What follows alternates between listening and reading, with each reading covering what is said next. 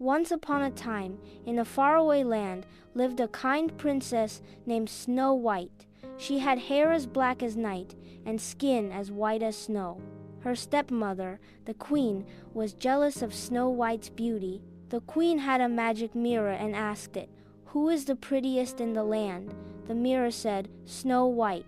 This made the queen angry. The queen told a huntsman to take Snow White to the forest and leave her there. But the huntsman was kind and let Snow White go. Alone in the forest, Snow White was scared but found a tiny house. Inside, she saw 7 little beds, 7 little chairs, and 7 little plates. She was so tired that she fell asleep on one of the beds. When the 7 dwarfs came home, they were surprised to see Snow White. They were small, cheerful men named Happy, Grumpy, Sleepy, Bashful, Sneezy, Dopey, and Doc. They liked Snow White and let her stay.